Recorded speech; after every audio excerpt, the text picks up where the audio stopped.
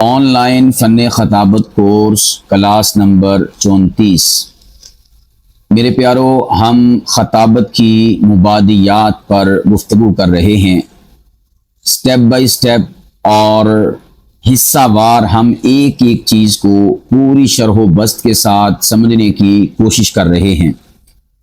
آج کی اس نشست میں خطابت کی چند اور مبادیات ہم ذکر کریں گے جن کا گہرا تعلق ہے خطابت کے فن کو سمجھنے کے حوالے سے۔ ان میں سے جو اس خطابت کا فن ہے اس کے لیے استعمال ہونے والے چند ایک الفاظ ہیں، ان کو سب سے پہلے ہم سمجھتے ہیں۔ اور ان الفاظ میں سے ایک لفظ ہے مقرر۔ کیا لفظ ہے؟ مقرر۔ مقرر کہتے ہیں تقریر کرنے والے کو۔ ہم عام طور پر اس لفظ کو غلط بولتے ہیں اور ہم کہہ دیتے ہیں مقرر، یعنی فلاں نشست میں، فلاں جگہ پر یا فلاں پروگرام میں فلاں مقرر تشریف لائیں گے، یا میں مقررین سے کہتا ہوں کہ وہ ٹائم کا خیال رکھیں، یا میں اب فلاں مقرر کو دعوت دیتا ہوں کہ وہ تشریف لائیں۔ تو بھئی لفظ مقرر یہ غلط ہے۔ تقریر کرنے والے کو کہا جاتا ہے مقرر، یعنی یہ اسم فاعل کا صیغہ ہے، اور جب ہم مقرر کہتے ہیں تو یہ اسم مفعول کا صیغہ بن جاتا ہے۔ اور حالانکہ ہم یہاں پر کہنا یہ چاہتے ہیں کہ میں تقریر کرنے والے سے کہتا ہوں کہ وہ تشریف لائیں۔ جب ہم لفظ بولیں گے مقرر تو مطلب کیا ہوگا کہ میں تقریر کرنے والے سے کہتا ہوں کہ وہ تشریف لائیں، یا مقررین را کے نیچے زیر، میں تقریر کرنے والوں سے کہتا ہوں کہ وہ ٹائم کا خیال رکھیں۔ تو سب سے پہلا آپ نے کیا سمجھا کہ لفظ مقرر ہوتا ہے اسم فاعل کا صیغہ، را کے نیچے زیر، مقرر نہیں ہوتا۔ مقرر کا معنی کیا ہوتا ہے؟ یعنی یہ تو ہو گیا مقرر، تقریر کرنے والا، اور ویسے جو ہم مقرر لفظ استعمال کرتے ہیں اس کا معنی ہوتا ہے مقرر کیا ہوا، متعین کیا ہوا، طے کیا ہوا، ٹھیک ہے، اس کا یہ معنی ہوتا ہے۔ یہاں پر معنی کیا ہے؟ تقریر کرنے والا۔ اسی طرح ایک لفظ ہے واعظ۔ کیا لفظ ہے؟ واعظ۔ یہ بھی اسم فاعل کا صیغہ ہے، واعظ کرنے والا۔ تو گویا تقریر کرنے والے کو مقرر کہتے ہیں، واعظ کرنے والے کو واعظ کہتے ہیں، واعظ نہیں، واعظ، عین کے نیچے زیر، بروزن فاعل۔ اور تیسرا ہے خطاب کرنے والے کو خطیب کہتے ہیں، اور یہ بھی لفظ خطاب نہیں ہے۔ یہ کیا ہے؟ خطاب، خا کے نیچے زیر، یعنی تقریر کرنا، بیان کرنا، گفتگو کرنا۔ جیسا کہ قرآن کریم میں اللہ پاک فرماتے ہیں، پارہ نمبر 23 سورہ صاد رکوع نمبر 2، وَآتَيْنَاهُ الْحِكْمَةَ وَفَصْلَ الْخِطَابِ، خا کے نیچے کیا ہے؟ زیر۔ تو اسی طرح اس کی جمع آتی ہے خطابات۔ ہم کہہ دیتے ہیں خطابات، خطابات، خا کے اوپر زبر، یہ غلط ہے۔ نہ تو خطاب صحیح ہے اور نہ ہی خطابات صحیح ہے، بلکہ درست کیا ہے؟ خطاب، خا کے نیچے زیر، اور جمع کی صورت میں خطابات، خا کے نیچے زیر۔ تو خطاب کرنے والے کو خطیب کہا جاتا ہے۔ یہ جو لفظ ہے خطیب، یہ جو میں نے آپ کے سامنے ابھی 3 اسماء اور 3 نام ذکر کیے ہیں، نمبر 1 مقرر، نمبر 2 واعظ، نمبر 3 خطیب، یہ تینوں کے تینوں الفاظ، یہ جو 3 اقسام ہم نے بنائی تھی خطابت کی، تقریر، واعظ اور خطاب، ان کے لیے انفرادی طور پر یہ والے الفاظ استعمال ہوتے ہیں۔ یوں کہہ لیجئے کہ جو تقریر کرے گا ہم اس تقریر کرنے والے کو مقرر کہیں گے، جو واعظ کرے گا ہم اس کو واعظ کہیں گے، اور جو خطاب کرے گا یعنی دلائل پر مشتمل گفتگو کرے گا ہم اسے خطیب کہیں گے۔ یہ تو ہو گئے انفرادی نام ان تینوں خطابت کی اقسام کے۔ اس کے بعد کچھ ان کے مشترکہ نام بھی ہیں، یعنی جو کامن ہیں، یہ کام بھی مشترکہ، میں آپ کے سامنے ان کے لیے جو اسماء اور نام ہیں وہ بھی ذکر کر دیتا ہوں۔ کام کیا ہے؟ خطاب کرنا، بیان کرنا، تقریر کرنا۔ تو ان کے لیے جو مشترکہ نام استعمال ہوتا ہے، یعنی ایسا لفظ کہ جو تقریر پہ بھی بولا جاتا ہے اور واس بھی بولا جاتا ہے اور خطاب پہ بھی بولا جاتا ہے، وہ جو مشترکہ نام ہے وہ بھی میں ذکر کر دیتا ہوں، اور جو یہ کام کرتے ہیں، یعنی تقریر کرتے ہیں، یعنی واز کرتے ہیں، یعنی خطاب کرتے ہیں، تو فاعلین کے لیے جو الفاظ استعمال ہوتے ہیں وہ جو مشترکہ الفاظ ہیں جو تینوں پر بولے جا سکتے ہیں، وہ بھی میں آپ کے سامنے ذکر کر دیتا ہوں۔ ابھی تک میں نے انفرادن اور خالصتاً جو ان میں سے ہر ایک کا اپنا اپنا نام ہے اور استعمال ہے اس کو بیان کیا۔ اب میں مشترکات کی طرف آتا ہوں۔ سب سے پہلے اس بات کو یاد رکھیں کہ جو کام کرنے والے ہیں، تقریر کرنے والے، واز کرنے والے اور خطاب کرنے والے، ان کے لیے جو تینوں کے لیے مشترکہ اسماء اور نام استعمال ہوتے ہیں یا کیے جا سکتے ہیں، ان میں سے ایک نام ہے خطیب۔ خطیب خطاب کے لیے بھی استعمال ہوتا ہے، خطاب کرنے والے کے لیے بھی، اور یہ مشترکہ ناموں میں سے بھی ہے، یعنی یہ خاص بھی ہے اور یہ عام بھی ہے۔ اور نمبر 2 ہے متکلم، اسے بھی بعض متکلم بول دیتے ہیں، یعنی تا کو ساکنی، یہ غلط ہے۔ یعنی آپ لفظ اپنے منہ سے ایسے ادا کریں کہ سامعین تو سامعین رہے، لفظوں کو بھی مزہ آنا چاہیے، لفظوں کو بھی پتہ چلنا چاہیے کہ میں کسی کے منہ سے نکلا ہوں، کسی نے مجھے ادا کیا ہے، کسی نے مجھے اپنے اندر سے الوداع کہا ہے۔ اتنی خوبصورتی کے ساتھ آپ نے اپنے منہ سے الفاظ نکالنے۔ تو میں نے عرض کیا کہ متکلم ہوتا ہے، متکلم نہیں ہوتا، نہ متکلم ہوتا ہے نہ متکلم ہوتا ہے، بلکہ کیا لفظ ہے؟ متکلم، تا کے اوپر زبر اور کاف لام زبر کل، لام میم زیر لم، متکلم، یہ درست اس کی ادائیگی ہے۔ تقریر کرنے والے کو بھی متکلم کہہ سکتے ہیں، واز کرنے والے کو بھی متکلم کہہ سکتے ہیں، خطاب کرنے والے کو بھی متکلم کہہ سکتے ہیں۔ یہ مشترکہ نام ہے یہ تینوں کام کرنے والوں کے لیے۔ اسی طرح ایک لفظ ہے مبین۔ کیا لفظ ہے؟ مبین، یا کے نیچے زیر، اس کو مبین نہیں پڑھنا، مبین یعنی بیان کرنے والا، یہ بھی اسم فاعل کا صیغہ ہے۔ تو تقریر کرنے والا اسے بھی مبین کہا جا سکتا ہے، اور واز کرنے والا اسے بھی مبین کہا جا سکتا ہے، خطاب کرنے والا اسے بھی مبین کہا جا سکتا ہے۔ یہ تیسرا مشترکہ نام ہے۔ چوتھا ہے مبلغ، مبلغ بھی نہیں، مبلغ۔ چلیں یہاں پر ایک بات مجھے یاد آ گئی تو میں عرض کر دیتا ہوں۔ ایک لفظ ہوتا ہے مبلغ، ایک لفظ ہوتا ہے مبلغ، مبلغ اور مبلغ، اور ایک ہوتا ہے مبلغ۔ دیکھیں یہ جو مبلغ لفظ ہے نا، اسپیشل اس پہ فوکس کر رہا ہوں۔ یہ جو ہماری رسیدیں ہوتی ہیں مدارس کی، مساجد کی یا دیگر تنظیموں کی، اس پہ لکھا ہوتا ہے مبلغ۔ مبلغ کا مطلب ہوتا ہے پہنچنے کی جگہ، یا سادہ لفظوں میں آپ مزید آسان کر دیتا ہوں، آپ سمجھیے کہ مبلغ کا معنی ہوتا ہے حد، مبلغ کا معنی ہوتا ہے اینڈ اور اختتام، انتہا۔ تو وہاں پر لکھا ہوتا ہے مبلغ، یعنی وہاں پر پیسے لکھنے ہوتے ہیں۔ تو وہ مبلغ کا مقصد ہوتا ہے کہ یہ آخری جو پیسوں کی حد ہے جو اس بندے نے جمع کروائے ہیں وہ کتنے پیسے ہیں، تو ہم لکھ دیتے ہیں 5000۔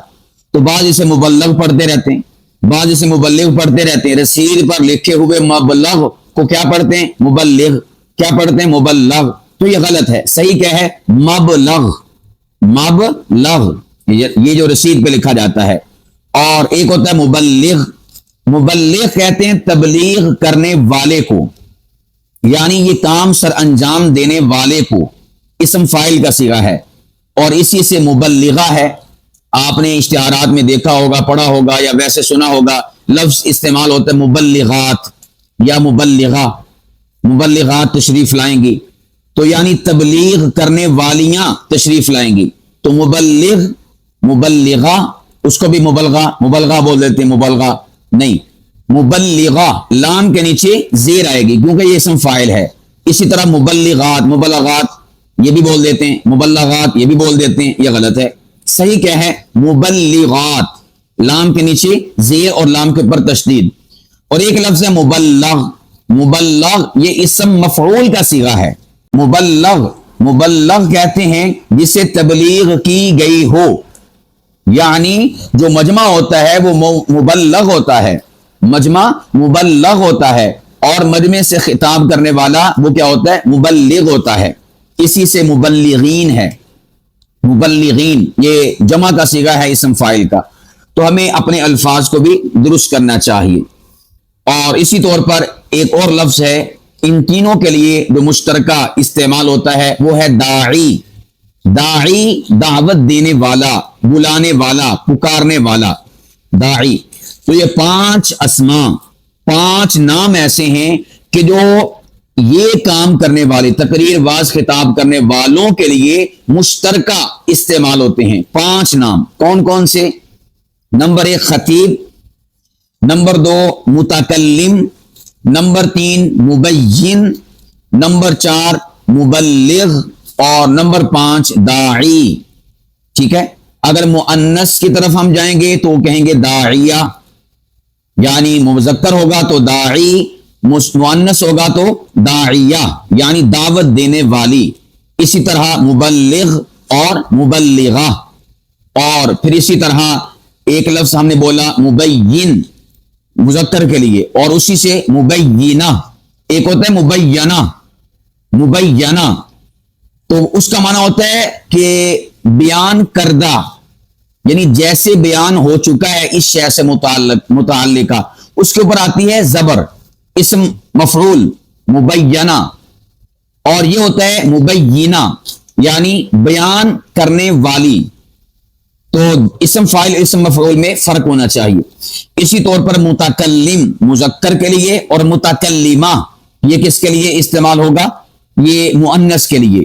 اسی طرح متکلمین، اسی سے متکلمات یعنی مؤنث جو متکلمہ ہوں گی کافی ساری، ان کے لیے متکلمات لفظ استعمال ہوگا. متکلمات تا کے اوپر زبر. اسی طرح خطیب مذکر اور خطیبہ یہ کیا ہوگا؟ مؤنث. ٹھیک ہے. خطیب مذکر اور خطیبہ یہ کیا ہوگا؟ مؤنث. اب یہ 5 کمپلیٹ ہو گئے. اس کے بعد یہ تو ہیں یہ کام سر انجام دینے والوں کے 5 مشترکہ اسماء اور نام.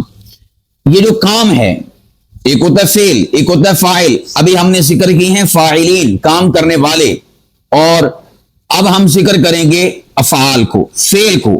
یعنی یہ جو کام ہے بولنا، تقریر کرنا، اس کے لیے جو مشترکہ الفاظ استعمال ہوتے ہیں وہ آپ کے گوش گزار کرتے ہیں. نمبر 1 ہے تکلیم.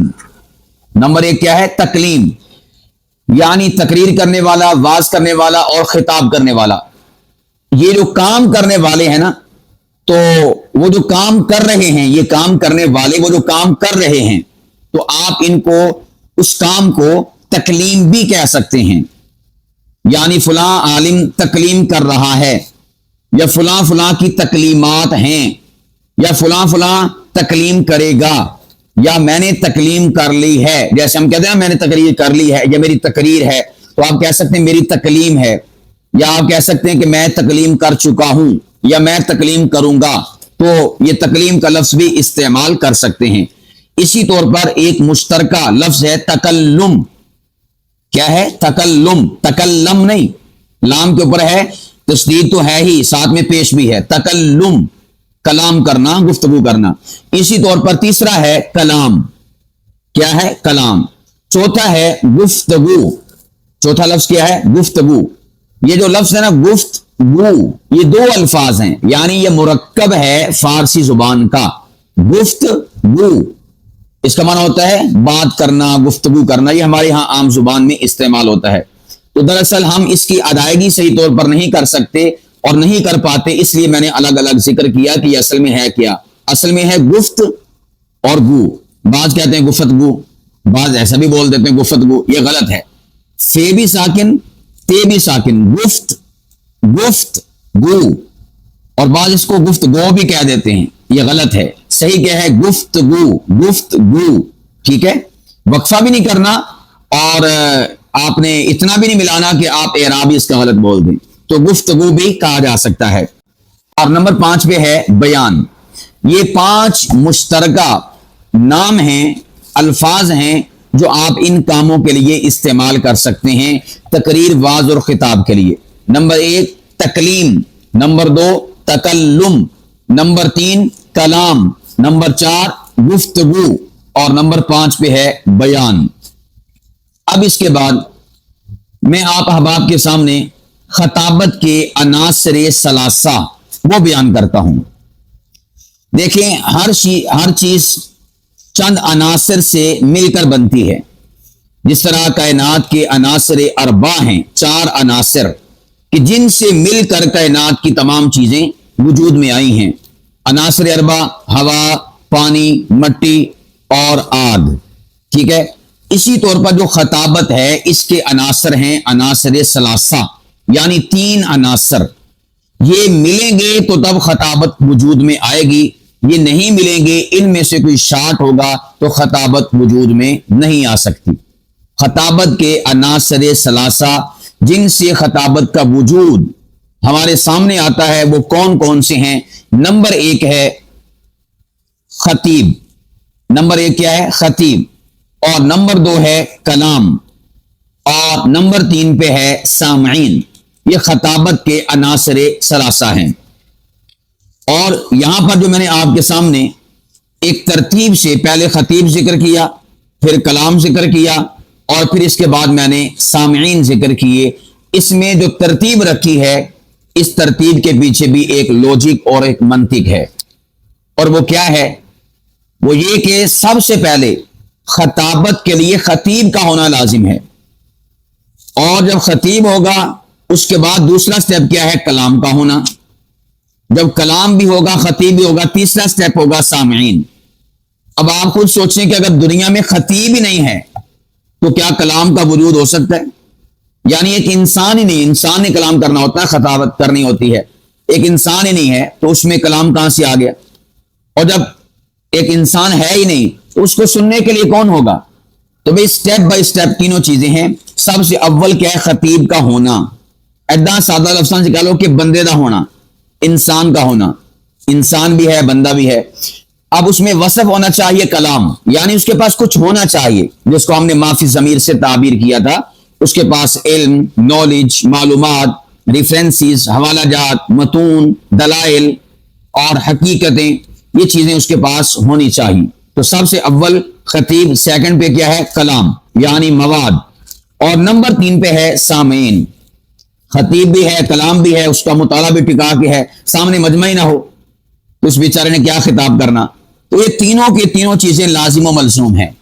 اب خطیب بھی ہے یعنی میں ہوں، اور سامنے سامعین بھی ہیں، میرے پاس کلام ہی نہیں ہے، میرے پاس دلائل ہی نہیں ہے، میرے پاس باتیں نہیں ہیں کہ میں کیا بیان کروں۔ اب خاموشی سے تو خطابت نہیں نہ ہوگی۔ اسی طور پر سامنے سامعین ہیں، کلام بھی ہے۔ کلام کہاں پر ہے؟ کلام میرے اندر ہے، میں خطیب بیٹھا ہوں لیکن خاموش ہو کے بیٹھا ہوں، یعنی بولتا نہیں ہوں، کلام اپنے منہ سے ادا نہیں کرتا، تو کیا اب خطابت وجود میں آئے گی؟ نہیں۔ تو خطیب کا ہونا، پھر اس کے بعد کلام کا ہونا، اور پھر اس کے بعد سامنے سامعین کا ہونا۔ جب یہ 3 چیزیں بیک وقت پائی جاتی ہیں تو خطابت وجود میں آتی ہے۔ تو یہ خطابت کے عناصر ثلاثہ ہیں، 3 عناصر ہیں جن سے مل کر خطابت وجود میں آتی ہے۔ خطیب کسے کہا جاتا ہے میرے پیارو؟ خطیب وہ ہوتا ہے کہ جو اپنے فن اور شخصیت کے ذریعے سے لوگوں سے مخاطب ہوتا ہے، لوگوں سے خطاب کرتا ہے، اپنے فن کے ذریعے سے بھی اور اپنی شخصیت کے ذریعے سے بھی۔ فن کے ذریعے سے کیسے؟ اس میں خطابت کا ملکہ ہوتا ہے، اس میں خطابت کا ٹیلنٹ ہوتا ہے، خطابت کی صلاحیت ہوتی ہے، اس صلاحیت کو بروئے کار لاتے ہوئے وہ لوگوں سے مخاطب ہوتا ہے، لوگوں سے خطاب کرتا ہے، اور لوگ اس کے مخاطب بنتے ہیں۔ اور یہ جو خطیب ہوتا ہے اپنی شخصیت کے اعتبار سے لوگوں سے مخاطب ہوتا ہے، ظاہر سی بات ہے اس کے اندر فن ہے، ملکہ ہے، ٹیلنٹ ہے، صلاحیت ہے۔ اگر وہ اپنی شخصیت کا اظہار ہی نہ کرے یا اپنی شخصیت کو لائے ہی نہ سامعین کے سامنے تو خطابت کیسے وجود میں آ سکتی ہے؟ تو گویا کہ خطیب وہ 2 چیزوں کے مجموعے کا نام ہے، نمبر 1 فن، اور نمبر 2 اس کی شخصیت۔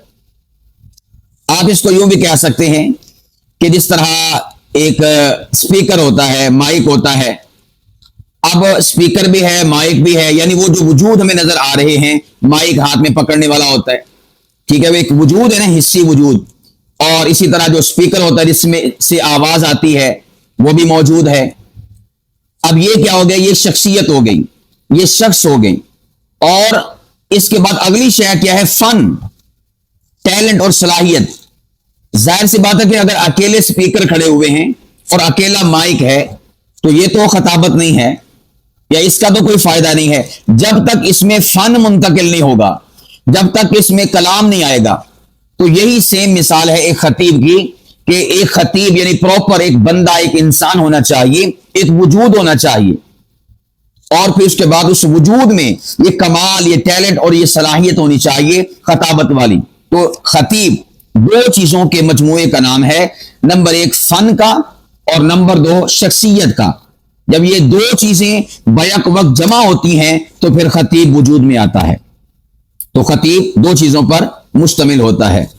اس کے بعد چلیں میں اگلی بات کہنے سے پہلے ایک بات میں لفظی اعتبار سے آپ کے سامنے ذکر کر دوں.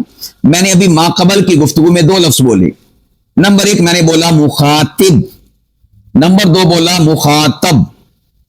اکثر و بیشتر لوگ ہمارے احباب وہ ان دو لفظوں کے استعمال کو جانتے نہیں ہیں. یعنی جب لفظ استعمال کرنے ہوتے ہیں ان دونوں لفظوں میں سے, بسا اوقات وہ ششوپن کا شکار ہو جاتے ہیں, یا بسا اوقات وہ الٹ ان لفظوں کو بول دیتے ہیں, استعمال کر لیتے ہیں. تو میں آپ کو اس کا صحیح استعمال لغوی اعتبار سے, گرامر کے اعتبار سے, فنی اعتبار سے بتا دیتا ہوں. دیکھیں جو لفظ ہے نا مخاطب, یہ اسم فاعل ہے, اسم فاعل کا پہلا صیغہ ہے مخاطب. اور جو لفظ ہے نا مخاطب یعنی توا کے اوپر صبر, یہ اسم مفعول کا پہلا صیغہ ہے. ٹھیک ہے, ایک ہے اسم فاعل کا صیغہ اور دوسرا ہے اسم مفعول کا صیغہ. جب ہم نے یہ کہنا ہوتا ہے نا کہ فلاں حضرت فلاں سے مخاطب ہیں, یا ہم کہیں گے کہ میں آپ سے مخاطب ہونا چاہتا ہوں, میں آپ سے مخاطب ہونا چاہتا ہوں, یا میں آپ سے فلاں وقت مخاطب ہوا تھا. تو جب آپ نے اسم فاعل یعنی فاعلیت کو بیان کرنا ہے تو پھر آپ نے لفظ بولنا ہے مخاطب, تو آ کے نیچے زیر. اس کا مطلب ہوتا ہے خطاب کرنے والا. اور جب آپ لفظ مخاطب استعمال کرتے ہیں یعنی تو آ کے زبر کے ساتھ, تو اس کا مطلب ہوتا ہے جن سے خطاب کیا گیا ہو, یعنی جو مفعول بن رہے ہوں ان کے لیے لفظ استعمال ہوتا ہے مخاطب. تو اس کو مزید میں واضح کر دیتا ہوں, مزید سمجھا دیتا ہوں کہ میں یا خطیب یا متکلم, مقرر, واعظ, کلام کرنے والا, وہ ہوتا ہے مخاطب. وہ کیا ہوتا ہے؟ مخاطب, یعنی خطاب کرنے والا ہوتا ہے. اور جو سامنے مجمع ہوتا ہے, سامعین ہوتے ہیں, آڈینس ہوتے ہیں, اور جو سامنے لوگ بیٹھے ہوتے ہیں وہ ہوتے ہیں مخاطب. وہ کیا ہوتے ہیں؟ مخاطب. تو یہ ہم نے فرق ملحوظ خاطر رکھنا ہے. اس میں اکثر و بیشتر لوگ خطا کھا جاتے ہیں اور غلطی کر جاتے ہیں. وہ کہہ دیتے ہیں کہ آپ میرے مخاطب ہیں, آپ میرے مخاطب ہیں. یہ غلط ہے, آپ میرے مخاطب ہیں, کیونکہ سامعین کی بات ہو رہی ہے, آڈینس کی بات ہو رہی ہے. تو آڈینس اور سامعین یہ مخاطب ہوتے ہیں, مخاطب نہیں ہوتے. مخاطب تو یہ ہوتا ہے خطاب کرنے والا. تو یہ میں نے استعمال بھی بتا دیا. ہم جب بولیں گے اپنی طرف سے تو کہیں گے کہ میں آپ سے مخاطب ہوں. آپ احباب توجہ فرمائیں, میں آپ احباب سے مخاطب ہوں اور آپ توجہ نہیں فرما رہے. مخاطب ہوں, مخاطب نہیں کہنا. یا آپ کہہ لیں کہ میرے آپ مخاطب ہیں. بس اوقات یہ جملہ بولنا پڑتا ہے نا کہ میں کسی اور کی بات نہیں کر رہا, میرے مخاطب آپ ہیں. تو وہاں پر مخاطب لفظ استعمال کرنا ہے, یعنی میں آپ سے خطاب کر رہا ہوں, میں آپ سے کلام کر رہا ہوں. تو بھئی جب مفعول کی بات کرنی ہے تو اس کے لیے لفظ استعمال کرنا ہے مخاطب. اور جب آپ نے فاعلیت کی بات کرنی ہے تو پھر آپ نے لفظ استعمال کرنا ہے مخاطب, یعنی تو آ کے نیچے زیر آنی چاہیے. تو یہ مخاطب اور مخاطب میں نے اس حوالے سے بھی آپ کو آگاہ کر دیا. یہ اس کا درست اور صحیح استعمال ہے. اس کے بعد آگے چلتے ہیں. خطابت کے عناصر ثلاثہ کی بات ہو رہی تھی. جو پہلا ہے وہ میں نے ذکر کر دیا. پہلا کیا ہے؟ خطیب. اور خطیب کا بتا دیا کہ خطیب دو چیزوں کا مجموعہ ہوتا ہے. نمبر ایک فن اور نمبر دو شخصیت, یعنی وہ وجود جو ایک انسانی وجود ہے, اور نمبر دو اس وجود میں جو ٹیلنٹ, ملکہ, صلاحیت اور فن ہوتا ہے کہ جس کے تھرو وہ کلام کرتا ہے، بات کرتا ہے، معافی ضمیر کا اظہار کرتا ہے، تو ان دو چیزوں کے مجموعے کو خطیب کہا جاتا ہے۔ سیکنڈ پہ آتا ہے، دوسرے نمبر پر آتا ہے کلام۔ کلام کیا ہوتا ہے؟ کلام وہ ہوتا ہے کہ جس کا اظہار انفرادی ہوتا ہے، اور جو کلام ہوتا ہے اس کا جو مقصود ہوتا ہے وہ اجتماعی ہوتا ہے۔ کلام کا اظہار انفرادی ہوتا ہے اور اس کا مقصود اور مطلوب اور اس کی چاہت کیا ہوتی ہے؟ اجتماعی۔ اب ظاہر سی بات ہے کہ جب کلام اور گفتگو ہو رہی ہے اور خطاب ہو رہا ہے، تقریر ہو رہی ہے، واعظ ہو رہا ہے، تو کلام کرنے والا تو ایک ہی بندہ ہوتا ہے نا۔ تو میں نے عرض کیا کہ اظہار کلام جو ہوتا ہے نا، کلام کیا ہوتا ہے؟ کلام کا بتا رہا ہوں، کلام کا اظہار تو انفرادی ہوتا ہے، ایک بندہ بات کر رہا ہوتا ہے، لیکن اس سے مقصود کیا ہوتا ہے، مطلوب کیا ہوتا ہے، چاہت کیا ہوتی ہے؟ اس کی چاہت، اس کا مطلوب اور مقصود ہوتا ہے اجتماعی۔ خطابت میں کلام کا مقصود اور مطلوب انفرادی نہیں ہے، یعنی ایک فرد واحد کی اصلاح مقصود نہیں ہے، یا فرد واحد کو ٹارگٹ کرنا مقصود نہیں ہے۔ بعض لوگ ایسے ہوتے ہیں جب خطیب صاحب کلام کرتے ہیں وہ کوئی برائی بدی بیان کرتے ہیں کہ آج ہمارے اندر یہ کمی ہے، وہ کمی ہے، ہم ایسا کرتے ہیں، ویسا کرتے ہیں۔ تو وہ جو مجمع میں بندے بیٹھے ہوتے ہیں نا، اب جب ان میں کوئی کمی کوتاہی پائی جا رہی ہوتی ہے تو وہ خطیب کی بات کو دل پہ لے لیتے ہیں کہ خطیب ہماری بات کر رہا ہے، خطیب ہمیں ٹارگٹ کر رہا ہے، خطیب ہمیں چور کہہ رہا ہے، خطیب ہمیں 2 نمبر کہہ رہا ہے۔ مثال کے طور پر جمعے کا اجتماع ہے، اس میں سیاسی لوگ بیٹھے ہوں گے، سرکاری لوگ بیٹھے ہوں گے، دفاتر کے لوگ بیٹھے ہوں گے۔ اب خطیب بیان کر رہا ہے اور وہ کہتا ہے کہ ہمارے سرکاری دفتروں میں بعض افسر وہ رشوت لیتے ہیں یا قومی خزانے سے کرپشن کرتے ہیں، 2 نمبری بدعنوانی ان میں پائی جاتی ہے۔ اب جو بدعنوان افسر بیٹھے ہوتے ہیں، کرپشن زدہ افسر بیٹھے ہوتے ہیں، وہ سمجھ رہے ہوتے ہیں یہ خطیب صاحب ہمیں ٹارگٹ کر رہے ہیں۔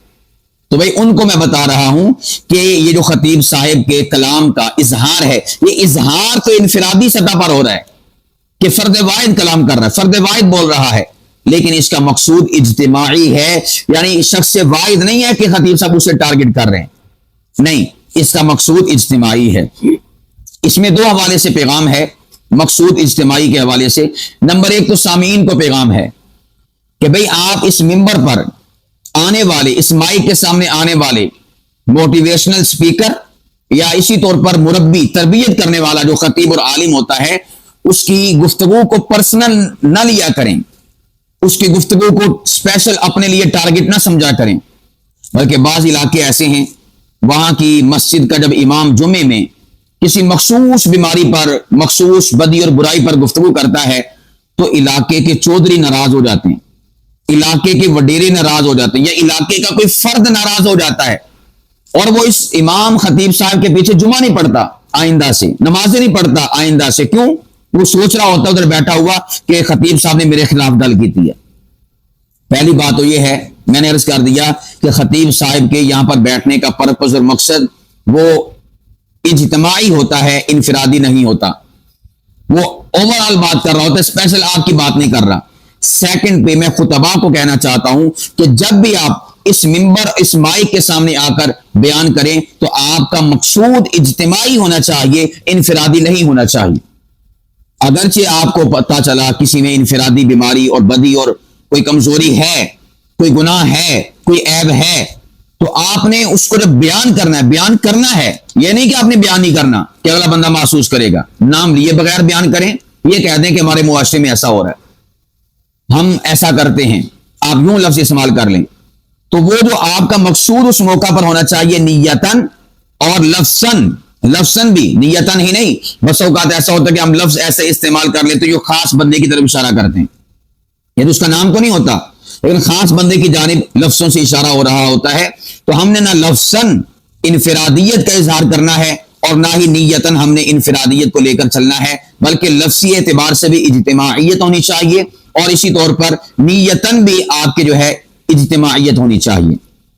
اور اسی طور پر سامعین سے کہتا ہوں، آڈینس سے کہتا ہوں کہ بالفرض مان لیا آپ مجمع میں بیٹھے ہیں، خطیب صاحب نے، عالم صاحب نے گفتگو کی، کسی بدی برائی کا ذکر کیا، اب آپ جو وہاں پر بیٹھے ہوئے سمجھ رہے ہیں کہ یہ مجھے ٹارگٹ کر رہا ہے، مجھے سنا رہا ہے، مجھے کہہ رہا ہے، تو بھئی آپ کو اگر بالفرض وہ کہہ رہا ہے، پہلی بات تو میں نے عرض کیا کہ وہ آپ کو نہیں کہہ رہا، وہ اجتماعی طور پر کہہ رہا ہے، بالفرض آپ کو کہہ رہا ہے، تو اس پر ناراض ہونے کی کیا ضرورت ہے؟ اس پر غصے ہونے کی کیا ضرورت ہے؟ اس پر تو آپ کو اپنی اصلاح کی فکر کرنی چاہیے کہ یار مجھ میں اتنا بڑا ہے، میرے اندر اتنی بڑی غلطی پائی جا رہی ہے، تو آپ اپنی اصلاح کریں، نہ یہ کہ آپ ناراض ہو کر جو ہے خطیب صاحب کے پاس، امام صاحب کے پاس آنا ہی چھوڑ دیں، یا ان کے پیچھے نمازیں پڑھنا آپ چھوڑ دیں۔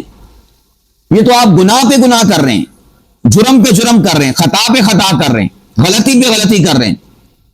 ایک خطیب صاحب نے بتایا کہ میں جمعہ پڑھا رہا تھا، 20 منٹ مجھے ہو گئے جمعہ پڑھاتے ہوئے، یعنی بیان کرتے ہوئے، ایک بندہ نہیں آیا مسجد میں بیان سننے کے لیے، چند ایک بچے بیٹھے تھے اور ایک بزرگ بیٹھے ہوئے تھے۔ تو اس خطیب صاحب کو غصہ آیا، یہ بھی انسان ہوتے ہیں بھائی، یہ کوئی روح نہیں بنے ہوئے جن میں احساسات نہ ہو۔ غصہ آیا بھی یار اتنا وقت گزر چکا ہے ابھی تک کوئی بندہ نہیں آیا۔ انہوں نے کیا کیا کہ 20 منٹ پہ بیان ختم کیا، حالانکہ آدھے گھنٹے کا بیان ہوتا ہے، یوں سمجھے کہ 1:20 پہ بیان ختم کر دیا، حالانکہ وہ پہلے 1:30 بجے بیان ختم کرتے ہیں۔ 1:20 پہ بیان ختم کر کے سنتیں ادا کی، کسی بزرگ سے کہا کہ آپ اذان دے دیں، اس نے اذان دے دی، نماز پڑھا دی، یعنی عام روٹین سے ہٹ کر 10-15 منٹ پہلے انہوں نے جمعہ ادا کر دیا۔ نمبر ایک، جب وہ خطبہ دے رہے تھے، چونکہ خطبہ جلدی ہو رہا تھا، جو جمعے کے 2 خطبے ہوتے ہیں، تو لوگ بھاگم بھاگ گھروں سے آ رہے تھے۔ جب نماز کھڑی ہوگی تو اور زیادہ بھاگم بھاگ لوگ گھروں سے آ رہے تھے۔ انہوں نے کیا کیا کہ خطبہ اور جمعہ، نماز جمعہ ٹائم پر پڑھا کر، یعنی وقت سے پہلے پڑھا کر، 10-15 منٹ پہلے پڑھا کر نماز جمعہ کے بعد بیان کیا۔ اب چونکہ سارے بیٹھے ہوئے تھے، جمعے کے بعد بیان کیا، اور جمعے کے بعد پھر جو انہوں نے بیان کیا نا، وہ آپ سمجھ سکتے ہیں کہ کیا بیان ہوا ہوگا۔ دکھ کا اظہار تھا، غصہ تھا، اور یوں سمجھیے کہ پھر تو آگ ہی برس رہی تھی مجمع پر، لیکن وہ آگ برس رہی تھی حق پر مبنی۔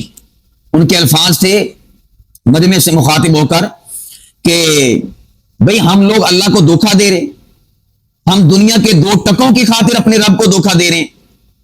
کتنا ٹائم گزر گیا، آپ جمعے کے لیے آئے نہیں، دکانیں کھول کے بیٹھے ہوئے ہیں، گھروں میں بیٹھے ہوئے ہیں، کیا اللہ کو جان نہیں دینی؟ اس قسم کی انہوں نے گفتگو کی۔ اور یہ جو لفظ ہے بالخصوص کہ دنیا کے 2 ٹکوں کی خاطر ہم اللہ کو دھوکہ دے رہے ہیں، تو وہاں پر چونکہ دکاندار بھی بیٹھے ہوئے تھے، تو دکانداروں میں سے ایک دکاندار ایسا تھا کہ جو اس بات کا غصہ کر گیا، اور اس دکاندار نے اس بیان کے بعد 2-3 سال تک اس امام پیچھے نماز نہیں پڑھی، اس مسجد میں آیا نہیں۔ کیوں نہیں آیا؟ کہ اس امام صاحب نے، خطیب صاحب نے مجھے کہا ہے کہ ہم دنیا کے 2 ٹکوں کی خاطر اپنے رب کو دھوکہ دے رہے ہیں۔ پہلی بات تو یہ ہے کہ ان کا مقصود اجتماعی تھا، انفرادی نہیں تھا۔ نمبر 2 بات یہ ہے کہ بالفرض وہ آپ کو بھی بات کر رہا تھا، تو بھئی آپ میں وہ عیب پایا جا رہا تھا، آپ میں وہ گناہ پایا جا رہا تھا، آپ لیٹ آئے تھے کہ نہیں آئے تھے؟ ادھر جمعے کا بیان ہو رہا ہے، 20 منٹ گزر چکے ہیں، اور آپ دکان پہ بیٹھے ہوئے ہیں۔ آپ ہی بتائیں کہ آپ کلام اور گفتگو کر رہے ہوں اور سامنے کوئی ہو نا، 20 منٹ تک آپ گفتگو کر لیں گے؟ یا اس کو بھی چھوڑیں، اگلی بات کرتا ہوں، آپ کا کوئی فنکشن ہو، آپ کا کوئی پروگرام ہو، آپ کا کوئی ایونٹ ہو، فوتگی کا یا اسی طور پر شادی کا یا کوئی اور عقیقے کا، آپ کے دیے گئے ٹائم پر لوگ نہ پہنچیں، یا آپ نے جو ٹائم رکھا ہوا ہے اس ٹائم کے بالکل اینڈ پر، اختتام پر جب 10 منٹ رہتے ہوں تب لوگ پہنچیں، بتاؤ آپ کے دل کے اوپر کیا گزرے گی؟ یعنی ماں قبل کا سارا وقت خالی ہو، کوئی بھی بندہ نہ آئے، اور جب بالکل کھانا کھلنے کا وقت ہو جائے اور بالکل تھوڑا سا ٹائم رہ جائے، اس آخری وقت میں لوگ دھڑا دھڑ پہنچیں، تو پھر آپ کے دل کے اوپر کیا گزرے گی؟ آپ کے دل کے اوپر چھریاں چلیں گی کہ نہیں چلیں گی؟ تو میاں اگر تو اپنے سینے میں دل رکھتا ہے نا، تو یہ عالم اور خطیب بھی اپنے سینے میں دل رکھتا ہے۔ یہ سینے سے سیل نہیں ہے گئے، یہ سینہ کوئی سولر پلیٹا تو نہیں چل جائے گا، یہ سینے دے وچ بھی ایک جاندار احساس والا اور محسوس کرنے والا، حس رکھنے والا دل لا، یہ دل تے بھی سٹاں وجدیاں۔ جدوں بیچارہ کلا ممبر تے بیٹھ کے بیان کر رہا ہوندا تے اگوں بندے نہیں ہوندے، بلکہ بندے کوئی نہا رہا، کوئی گلا مار رہا، کوئی چوکر تے کھڑا، کوئی موٹر سائیکل تے جا رہا، کوئی کار تے جا رہا، کوئی دکان تے بیٹھا ہوا، انتظار بیٹھے ہوئے کرتے پے کہ جدوں خطبہ ہوئے گا پھر اسی جناب والا جا کے پجے جا کے خطبہ سن لواں گے، پجے نماز پڑھ لواں گے۔ تے تسی رب نوں دھوکھا نہیں دے رہے تے اور کی کردے پے جے؟ ہن تسی اپنی صحیح ذمہ داری ادا کردے پے جے، جڑا بطور مسلمان ہون دے تاڑے اوتے اللہ نے ذمہ لایا, ڈیوٹی لگائی جمعہ پڑھن دی, اور تسی ذمہ داری ادا کر دے پیجے. یعنی ایداں کہہ لو کہ نالے چور نالے چتر, کہتے ہیں الٹا چور کوتوال کو ڈانٹے, چوری اور اوپر سے سینہ چوری, رب کو دھوکہ دیتے ہیں. اور پھر جب امام اور خطیب صاحب ایسوں کو پکڑتے ہیں اور لتاڑتے ہیں اور ایسوں کی اصلاح کی کوشش کرتے ہیں, ان کو خواب غفلت سے جگاتے ہیں, لفظاً اور خطابتاً ان کے گریبانوں کو پکڑتے ہیں, تو پھر یہ لوگ چی بچی ہوتے ہیں, مرچیں لگتی ہیں ان کو کہ خطیب صاحب نے ہمارے خلاف بات کی, ہمارے خلاف بات کی. آپ اپنے عیب دور کریں. اسی طرح بعض لوگ ایسے ہیں جو کہتے ہیں جی امام صاحب کو خطیب صاحب کو بات نہ بتایا کرے, ورنہ وہ کہتے ہوتے بیان میں کہ میرے ایک عزیز نے مجھ سے بات کی, میرے ایک عزیز نے میرے ساتھ بات شیئر کی. کیوں بھائی؟ عالم اور خطیب نے آپ کی اصلاح نہیں کرنی تو اور کیا آسمان سے جبرائیل اتریں گے آپ کی اصلاح کرنے کے لیے؟ اور اللہ دے بندیو, شکر کرو کہ اے مولوی علماء خطیب ساری اصلاح کر دے ممبر تے بیٹھ کے, ورنہ رب نے جو آسمان تو فرشتے بھیجے نا, انہوں نے اصلاح واسطے نہیں, انہوں نے کھلے ٹھوکن واسطے ہونا ہے گا. فصب علیہم ربک صوت عذاب, رب کے عذاب کا کوڑا برسانے کے لیے تمہاری پشتوں پر پیٹھوں پر وہ آسمان سے نازل ہوں گے, آپ کی اصلاح کرنے کے لیے نازل نہیں ہوں گے. پھر لفظی اصلاح نہیں ہوگی, پھر جوتوں والی اصلاح ہوگی, کوڑوں والی اصلاح ہوگی, پھر تو مار پٹائی والی خذوہ فغلوا ثم الجحیم صلوا, پکڑو اس بدبخت کو, ڈالو اللہ کی جہنم میں, اور ڈالو اور جھونکو اس کو اللہ کی آگ میں. پھر یہ والی اصلاح ہوگی آپ کی. اللہ کے بندے کیسے ہیں کہ الٹا نمازوں میں لیٹ پہنچنا, جمعے میں لیٹ پہنچنا, بیانات میں لیٹ پہنچنا. ارے بھائی ہمارے تو نگاہ میں دین کی قدر و قیمت نہیں ہے. غصے ہونا ہے, اپنی ذات کو کوسو, اپنے نفس کو کوسو, اسے ملامت کرو, اسے گالیاں دو, اس کا بائیکاٹ کرو, اسے بھوکا رکھو, اس کو آنکھیں دکھاؤ, اس کے سامنے اپنے آپ کو اس کو متوجہ کر کے اس کو گالیاں دو, اس کو صدقوب کرو, لوگوں کے سامنے اس اپنے نفس کی برائی کرو, کہو کہ یہ الو کا کان ایسا ہے, رب کے احکامات کی پاسداری نہیں کرتا, یہ ایسا بدبخت ہو گیا ہے کہ یہ مسجد میں ٹائم پر پہنچتا نہیں ہے. باتیں کرتے ہیں امام صاحب کے خلاف, باتیں کرتے ہیں خطیب صاحب کے خلاف, خطیب نے ایسا کر دیا ویسا کر دیا, ساڈے خلاف گل کیتی تسی نہیں, تسی ساڈے خلاف گل کیتی ہے, اگر بالفرض ساڈے خلاف گل کیتی اپنے آپ کو سدھار لو. یہی گل قوم شعیب حضرت شعیب علیہ السلام نو کہندی ہوندی سی, اصلاتک تأمرک ان نترک ما یعبد آباؤنا, کہ کیا تیریاں نمازاں یہی کہندیاں کہ اسی اپنے آبا و اجداد دے جڑا طریقہ سگا اور جدی وہ عبادت کردے سی اسی وہ طریقہ چھڑ دی, عبادت چھڑ دیے. وہ کہتے تھے کہ اپنا کام کر شعیب علیہ السلام سے, جڑا تیرا کام ہے گا نمازاں پڑھنا اور مسجد آباد کرنا, ساڈے معاملہ سے ٹنگنا نہ. یہ قوم شعیب کہا کرتی تھی بدبخت قوم, ملعون قوم, جس کے اوپر خدا کے عذاب کا کوڑا برسا, وہ قوم کہا کرتی تھی. اور آج مسلمانوں تم اپنے امام و خطیب کو یہ کہتے ہو, سیم ٹو سیم وہی والی بات. اپنے گریبان میں جاتی نہیں ڈالتے, اپنی اصلاح نہیں کرتے, اور اپنی فکر نہیں کرتے کہ ہم کیا گند گول رہے ہیں, ہم کیا گل کھلا رہے ہیں, ہم کیا دین سے بے وفائی کر رہے ہیں, رب سے بے وفائی کر رہے ہیں, اور تانے مارتے ہیں, غصے ہوتے ہیں, ناراض ہوتے ہیں, آنکھیں دکھاتے ہیں اور رخ پھیرتے ہیں اور علیحدگی اختیار کرتے ہیں, لا تعلق ہو جاتے ہیں. کس سے؟ جو آپ کی اصلاح کر رہا ہے. شاباش بھی شاباش, آپ لوگ اس قابل ہیں کہ آپ کو یہ خطبہ علماء آپ کی اصلاح نہ کریں, فرشتے آسمان سے اتر کر آپ کی اصلاح کریں. اللہ کے بندو اپنا قبلہ درست کرو, اپنے اندر سے غرور, تکبر, انا, نخوت, اسے پسے پش ڈالو, نکالو اپنے اندر سے. جو آپ کے اندر فرعون اور شیطان بھرا ہوا ہے نا, اس شیطان اور فرعون کو نکالو اپنے اندر سے, آج ہی انکساری پیدا کرو, زمین اپنی زرخیز کرو. کہتے ہیں جی علماء, خطبہ, مولوی بیان کرتے ہیں, بیان کا اثر نہیں ہوتا. کیوں نہیں اثر ہوتا بھائی؟ مولوی پر اعتراض کر دیا کہ مولوی کے بیان کا اثر نہیں ہوتا, کبھی اپنے من میں جھاتی ڈالی ہے کہ تیری زمین اس قابل ہے کہ اس مولوی کے بیان کے لفظوں کے بیچ کو قبول کر سکے؟ یاد رکھ, مولوی, عالم, خطیب کے بیان کی مثال, لفظوں کی مثال, باتوں کی مثال بارش کی سی ہے, بارش کی سی. بارش سراپا رحمت ہے, اور جب بارش برستی ہے نا آگے پھر زمینیں مختلف قسم کی ہوتی ہیں. بعض زمینیں ایسی ہوتی ہیں جو بنجر ہوتی ہیں, اور ان بنجر زمینوں پر بارش برستی ہے لیکن پانی نکل جاتا ہے اور وہ زمین اس پانی کا اثر قبول نہیں کرتی. بعض زمینیں زرخیز ہوتی ہیں، بارش برستی ہے، پھل پھول پودے فصلیں اور درخت نمودار ہوتے ہیں، ہریالی ہوتی ہے، یہ زمین زرخیز ہے. اور بعض زمینیں ایسی ہوتی ہیں جو کوڑے والی زمینیں ہوتی ہیں، کچرے والی زمینیں ہوتی ہیں، گندی زمینیں ہوتی ہیں جہاں پر کوڑا پڑا ہوتا ہے، بدبو پڑی ہوتی ہے. جب بارش برستی ہے، بارش پاکیزہ اور رحمت والی ہوتی ہے، وہاں پر کچرا پڑا ہوتا ہے اس زمین پر.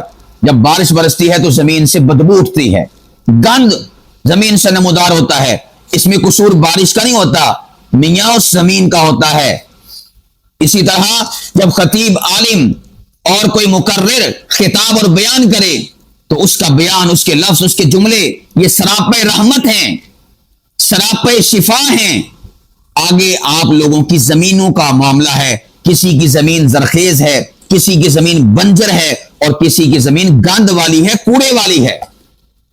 بارش برسے گی اس کوڑے والی زمین پر بھی لیکن بدبو اٹھے گی. قصور بارش کا نہیں، قصور زمین کا ہے، کس نے گند کو اپنے سینے پر لیا ہوا ہے. اپنے سینوں کی زمینوں کو چیک کرو، یہ بنجر تو نہیں. اپنے سینے کی زمینوں کو چیک کرو، اس پہ کوڑا تو نہیں پڑا ہوا منافقت کا، نخوت کا، غرور کا، تکبر کا، حسد کا اور اپنی انانیت کا. کہ بارش برستی ہے کتاب و سنت کی، علماء کی باتوں کی، نصیحتوں کی، اور یہاں سے بدبو نکلتی ہے، غصہ نکلتا ہے اور آنکھیں گھورنا نکلتا ہے، لا تعلق ہو جانا نکلتا ہے، نمازیں نہ پڑھنا نکلتا ہے، بول چال کو بند کرنا نکلتا ہے. اپنی زمین کی صفائی کر اور پھر دیکھ، جب بارش برسے گی پھر یہاں سے پھل نکلے گا، پھول نکلے گا. میں آپ کو ایک مثال بھی دے دیتا ہوں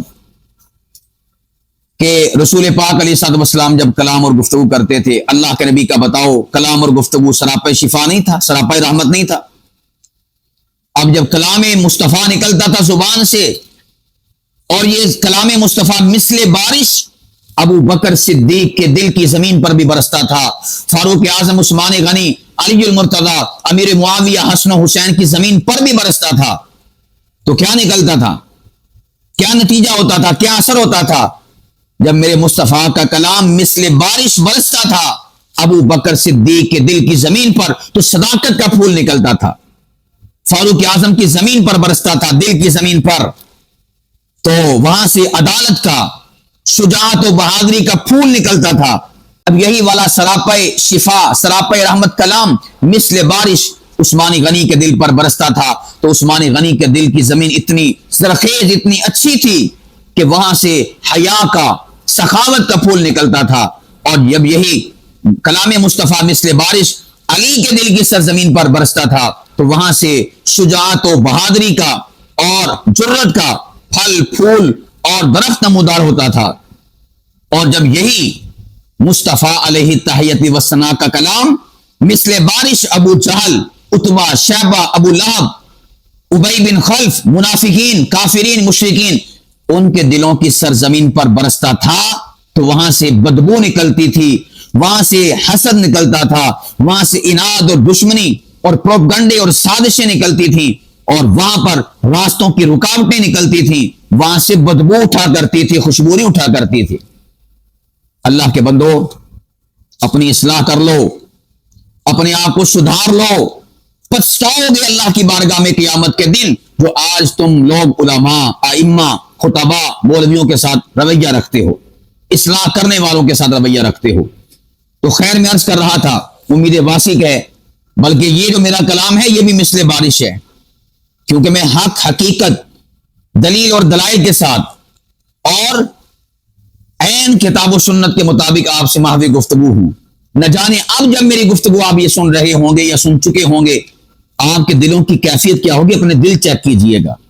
اگر تو غصہ آ رہا ہو، اگر تو آپ کے اندر سے دوبارہ سے آگ ابل رہی ہو تو سمجھ جائیے کہ آپ کے دل کی زمین پہ کوڑا پڑا ہوا ہے، گند پڑا ہوا ہے. اور اگر باتیں سن کر اصلاح کا جذبہ پیدا ہو، شرمندگی ہو، اظہار ندامت ہو اور اپنی غلطی کا احساس ہو تو مبارک ہو آپ کا سینہ منور ہے، آپ کا سینہ تابہ ہے، آپ کا سینہ درخشندہ ہے، آپ کا سینہ یہ زرخیز زمین کی مثل ہے جو بارش کو قبول کر رہا ہے اور وہاں سے پھل اور پھول اطاعت کے اور اسی طور پر عمل کے نکل رہے ہیں۔ اللہ سبحانہ و تعالی ہمارے سینوں کی زمینوں کو گند سے پاک رکھے، بنجر ہونے سے پاک رکھے، اسے زرخیز بنائے کہ جب بھی مثل بارش کتاب و سنت، حق حقیقت کی بات، نصیحت کی بات ہمارے کانوں میں پڑے اور دل کی زمین پر جائے تو وہاں سے عمل کا اور نیکی کا، صالحیت کا پودا نکلے، پھل نکلے، پھول نکلے اور درخت اور شجر نمودار ہو۔ تو میں عرض کر رہا تھا کلام کا مقصود اظہار اس کا انفرادی ہوتا ہے اور مقصود اس کا اجتماعی ہوتا ہے۔ تیسری شے ہے سامعین۔ سامعین کون ہوتے ہیں؟ سامعین کسے کہا جاتا ہے؟ سامعین صرف سننے والے نہیں، سامعین انہیں کہا جاتا ہے کہ جو خطیب اور کلام کا مقصود ہوتے ہیں۔ خطیب اور کلام کا کیا ہوتے ہیں؟ مقصود۔ ایسے سمجھ لیں کہ فقط اپنے سامنے سامعین کو بٹھا لینا یہ کافی نہیں، بلکہ خطیب کا مقصود بھی سامعین ہوتے ہیں اور کلام کا مقصود بھی سامعین ہوتے ہیں۔ خطیب کا ٹارگٹ بھی سامعین ہوتے ہیں اور کلام کا ٹارگٹ بھی سامعین ہوتے ہیں، کیونکہ خطیب آیا بھی انہی کے لیے ہوتا ہے اور کلام اپنی زبان سے ادا بھی انہی کے لیے کر رہا ہوتا ہے۔ تو اس میں سامعین کے لیے بھی رہنمائی ہے، خطیب کے لیے بھی۔ خطیب کے لیے رہنمائی یہ ہے کہ بھئی آپ کے آنے کا مقصد، آپ کے کلام کا مقصد سامعین کو ایڈریس کرنا ہے، نہ یہ کہ آپ لہر پہ بولتے رہیں، نہ یہ کہ آپ جو ایکو ہے یا ڈیلے ہے یا جو فیڈ بیک ہے ساؤنڈ سسٹم کا، اسی کو اپنا مطلوب و مقصود بنا کر آپ گفتگو کرتے رہیں۔ کتنے خطبہ ایسے ہیں انہیں اس سے کوئی سروکار نہیں کہ مجمع کو بات سمجھ آ رہی ہے کہ نہیں آ رہی، بس ان کا کام کیا ہے؟ وہ ایکو پہ چلنا، دھڑ دھڑ دھڑ دھڑ چل رہی ہے، ہیلو ہیلو ہیلو ہیلو چل رہی ہے، اسی کے پیچھے لگے ہوئے ہیں۔ کوئی سمجھ نہیں ہے اس خطیب کو کہ میرے کلام کی، میری بات کی سامعین کو سمجھ بھی آ رہی کہ نہیں آ رہی، بس وہ اپنی سپیکر کو استعمال کر رہا ہے۔ ایسے سمجھے کہ آج کے زمانے میں بہت سارے خطبہ ایسے ہیں کہ جن کا مقصود ساؤنڈ ہوتا ہے، سپیکر ہوتا ہے، مائک ہوتا ہے، ایکو ہوتی ہے، ڈیلے ہوتا ہے، فیڈ بیک ہوتا ہے، بس سامعین تو ان کا مقصود مطلوب ہوتے نہیں، ٹارگٹ ہوتا ہی نہیں ہے۔ اللہ کے بندو اصلاح کرو، آپ کا مقصود سامعین ہونے چاہیے۔ مائک، سپیکر، ڈیلے، ایکو یہ ضروریات ہیں، یہ مقصود نہیں ہیں، تو اس لیے مقصود پر نظر ہونی چاہیے۔ اور جو سامعین ہیں انہیں بھی پتا ہونا چاہیے کہ بھئی یہ جو ہمارے سامنے خطیب ہے اور کلام ہے، ہم اس کا مقصود ہیں۔ یہ نہیں کہ ہم نے منہ اٹھایا ہوا ہے، کسی نے ادھر اٹھایا، کسی نے ادھر اٹھایا ہوا ہے، کسی نے نیواں منہ کیا ہوا ہے، کوئی کھجلی کر رہا ہے، کوئی ٹائم دیکھ رہا ہے، کوئی ادھر دیکھ رہا ہے، کوئی ادھر دیکھ رہا ہے، کوئی آپس میں باتیں کر رہا ہے۔ آپ خطیب کا بھی اور کلام کا بھی مقصود ہیں، ان کا مطلوب ہیں، ان کے منظور نظر ہیں۔ آپ منظور نظر ہو کر بیٹھیں، ان کا مطلوب بن کر بیٹھیں، ان کا مقصود بن کر بیٹھیں۔ مثال میں آپ کو دے دیتا ہوں، کیمرہ مین جو ہوتا ہے نا، کیمرہ مین جب وہ تصویر کھینچتا ہے، تصویر بنا رہا ہوتا ہے، تو آپ بتائیں کیسے بیٹھے ہوتے ہیں؟ بالکل ایسے، کیمرے کے بالکل سامنے۔ کیا آپ نے کبھی ایسا کیا کہ وہ تصویر کھینچنے والا تصویر کھینچ رہا ہو، کیمرہ آپ کی طرف فوکس ہو اور آپ منہ اٹھایا ہو، یا آپ خارج کر رہے ہو، یا آپ ادھر ایسے کر رہے ہو، ایسے کر رہے ہو؟ ایسا ہوتا ہے؟ نہیں، آپ اپنی ذمہ داری پوری کرتے ہیں، کیونکہ آپ کو پتا ہے کہ اس وقت میں اس کیمرے کا مطلوب اور مقصود ہوں۔ یہ جو شخص اس کیمرے کے پیچھے تصویر کھینچ رہا ہے، اس کا بھی مقصود میں ہوں اور اس کیمرے کا مقصود بھی میں ہوں۔ تو آپ اپنا وہ جو سامنے جن کا مقصود ہے، آپ مطلوب ہے، منظور نظر ہیں، آپ وہاں پر منظور نظر بن کر بیٹھتے ہیں، اسپیشل آپ ان کا مطلوب بن کر بیٹھتے ہیں، آپ ان کا مقصود بن کر بیٹھتے ہیں۔ ہاں جب وہ ہٹ جاتے ہیں، ختم ہو جاتا ہے کام، تو پھر آپ جو مرضی کریں۔ سیم اسی طرح جب جمعے میں آئیں، جب جلسے میں آئیں، پروگرام میں آئیں، محفل میں آئیں، تو آپ اس خطیب کا اور کلام کا مقصود بن کر بیٹھیں، منظور نظر بن کر بیٹھیں، ان کا مطلوب بن کر بیٹھیں، تو انشاءاللہ آپ کو بھی فائدہ ہوگا اور آپ کے دل پر ان کی باتوں کا اثر ہوگا، ان کے کلام کا اثر ہوگا۔ میں نے بہت ساری باتیں بہت سے زاویوں سے، عملی لحاظ سے، فنی لحاظ سے آپ سے شیئر کی ہیں۔ اب جس کے جی میں آئے وہی پائے روشنی، میں نے تو دیا جلا کر سریعام رکھ دیا ہے۔